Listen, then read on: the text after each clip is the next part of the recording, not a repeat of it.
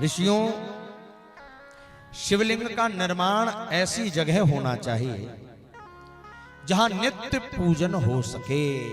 पहली बात, मंदिर का निर्माण जब भी करें, शिवलिंग का स्थापन करें, आजकल मंदिर बहुत बन रहे हैं, लेकिन इस बात का विशेष रूप से ध्यान रखो कि मंदिर वहीं बने जहां प्रतिदिन पूजन हो सके। जय हो।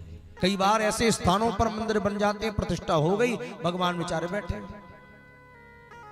क्योंकि भगवानों को भी हम लोगों ने सीजनेबल बना लिया है। हाँ, गणेश उत्सव आया तो गणेश जी के मंदिर में इतनी भीड़ पूछो मत। जय गणेश जय गणेश, दोनों टाइम आरती और ना जाने लड्डू और मोदक सब, और बाकी साल भर बेचारे गणेश जी दूबा के लिए तरस रहे बैठे बैठे कि कोई आए जरा दूबा चढ़ाने। अभी नाग पंचमी थी परसों, ओहो हम भी गए थे भगवान नागेश्वर का दर्शन करने, इतनी लंबी लाइन, और अब जल चढ़ाने वाला नहीं। क्यों बोले? अरे हो गया परसों, आप देखेंगे अगली साल। नवरात्रि आई तो सुबह 4 बजे से जय अम्बे गौरी, जल का लोटा लेके 4 बजे से देवी जी के ऊपर से धार चालू हो जाती है। कपड़े गीले हुए चाहे जो हो, पर चढ़ाएंगे तो देवी जी को। और जहां नवरात्रि हुई सो देवी जी इंतजार कर रही है कि कोई स्नान करा जाता आज। दिवाली आई तो फिर तो लक्ष्मी माता की आहा क्या सेवा होती है। जय लक्ष्मी माता, जिस घर में तुम रहती है, आहा खूब लक्ष्मी जी की सेवा होगी। वो गई सो लक्ष्मी जी अलग रख दी। शिवरात्रि आई तो शिव ही, श्रावण चल रहा है तो जिसे देखो वही शंकर जी दिख रहे हैं। जन्माष्टमी आई सो जय कन्हैया लाल की शुरू हो गए। रामनवमी आई तो जय श्री राम शुरू हो गए। हम लोगों ने सीजन से बांट लिया है कि भाई इसको इसी दिन मनाना, बाकी छीना नहीं है, उसी दिन निकालेंगे। गुरु जी का फोटो है सो ऊपर रखा है, बोले गुरु पूर्णिमा पे पूजन करेंगे, बाकी धूल खाने दो। उस दिन पोंछ के रख लेंगे, तिलक लगा देंगे, हो गई गुरु पूर्णिमा। भैया इन दिनों में तो विशेष उत्सव होना ही चाहिए। जैसे हमारा साल भर में एक दिन जन्म दिवस सबका आता है, तो उस दिन तो उत्सव होना चाहिए जन्म दिवस का। लेकिन ऐसा नहीं कि साल भर कुछ है ही नहीं। मंदिर में जिस दिन प्रतिष्ठा होती है मूर्ति की, तो कहा जाता है प्राण प्रतिष्ठा, अर्थात उस मूर्ति में प्राण डाल दिए जाते हैं। मंत्रों के द्वारा एक एक संधि तक का न्यास होता है, संधियों का, रुओं का, एक एक छिद्र का न्यास होता है, तब कहीं मूर्ति की स्थापना होती है। अब मूर्ति में प्राण आ गए, मतलब जैसे हमारे अंदर प्राण ऐसे मूर्ति में प्राण। अब जैसे हमें समय पे चाहिए भोजन, समय पे सोना, समय पर उठना, समय पर सब काम करते हैं, ऐसी फिर मूर्ति की सेवा होनी चाहिए। इसलिए पहली शर्त ही ये है कि शिवलिंग का निर्माण ऐसी जगह करना चाहिए जहां नित्य पूजन हो सके, नित्य भगवान को नैवेद्य लग सके, ऐसी जगह। अगर चल प्रतिष्ठा कर रहे हैं, प्रतिष्ठा भी 2 प्रकार की, चल एक अचल। घर में जो सेवा होती है वो चल प्रतिष्ठा होती है, भगवान इधर से उधर हो जाते हैं। पर जो अचल होती है वो हिलती नहीं है। तो चल प्रतिष्ठा में मूर्ति छोटी होनी चाहिए और अचल प्रतिष्ठा में मूर्ति का आकार बड़ा होना चाहिए। शिवलिंग की जो पीठ है, जैसे जलहरी भी कहते हैं, योनि भी कहते हैं, वो पीठ है भगवती के रूप में, वो कैसे बनना चाहिए? तो 3 आकार बताए हैं शिव पुराण में। या तो जलहरी गोल हो, या चौकोर हो, या फिर त्रिकोण हो। इसके अलावा कोई दूसरा मनमुखी ढंग से जलहरी का निर्माण नहीं करना चाहिए। या तो गोल जलहरी हो जैसी कई ज्योतिर्लिंगों में, या त्रिकोण हो, या फिर चौकोर हो जैसे विश्वनाथ। ऐसी ही जलहरी का निर्माण होना चाहिए। जिस चीज से लिंग का निर्माण हुआ है, मतलब जिस पत्थर से या जिस धातु से आपने शिवलिंग बनवाए हैं, उसी धातु की जलहरी होनी चाहिए।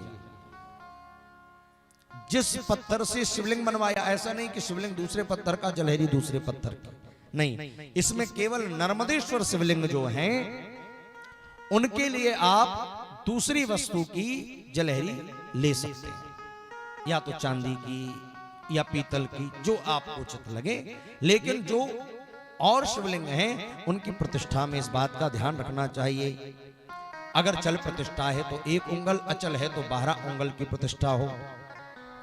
मंदिर का निर्माण कैसे कराएं? बोले शिल्प शास्त्र के अनुसार मंदिर का निर्माण होना चाहिए, वो सुंदर सा देवालय होना चाहिए। ऐसा नहीं बस चौतरा बनाया, बिठा दिया, ऊपर से पानी गिर रहा है, धूप पड़ रही, भगवान बैठे। कई जगह ऐसे बैठे, बस चौतरा बना दिया, शंकर जी रख दिए, अब पूरी बरसात भर शंकर जी पानी में भींजे, गर्मी में भर धूप में बैठे रहे, अपन एसी में सो, शंकर जी बाहर पड़े। व्यवस्था बनाओ। तो मंदिर यानी क्या होता है? मंदिर यानी भवन होता है। हमारा घर भी मंदिर है, घर को भी एक शब्द मंदिर कहा गया।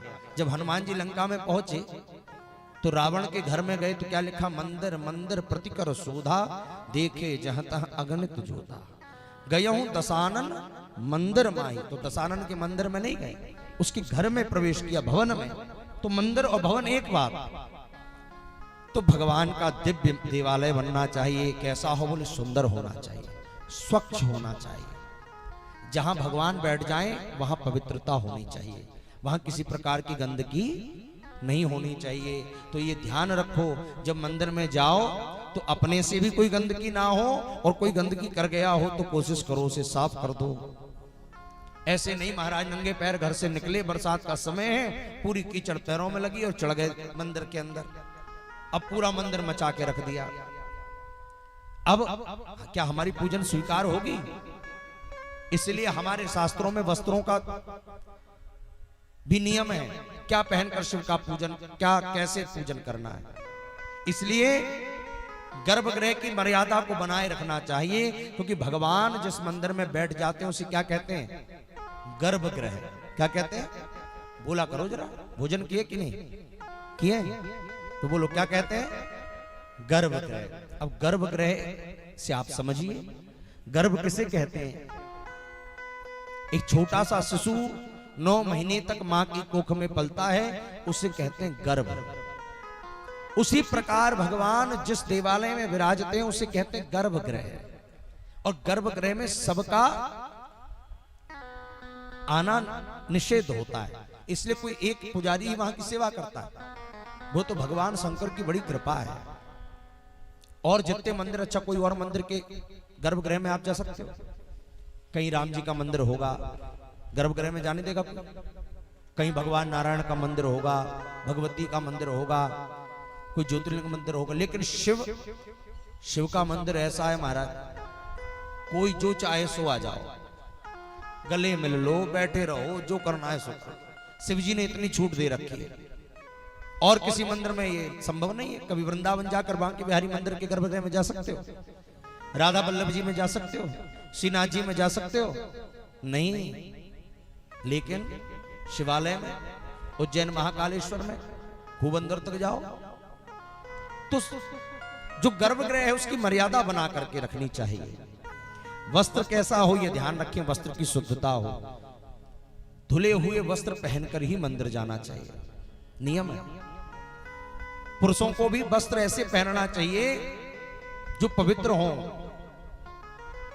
पता चला जो पहना है दिन भर से उसी में काम कर रहे हैं, बोई के बोई उठाया, जल लोटा का भरा चल दिए ना।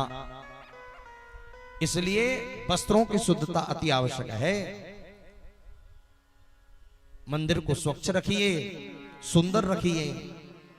कभी भी अगर हम लगता है कि हम अशुद्ध हैं, क्योंकि अगर हमने लघु शंका भी की है तब भी हमारा शरीर पवित्र नहीं है, तो क्या करें? बोले अगर आप मंदिर में नहीं जा सकते तो मंदिर के शिखर को और मंदिर की ध्वजा को प्रणाम करने पर भी शिव के दर्शन का ही फल प्राप्त हो जाएगा। किसी भी मंदिर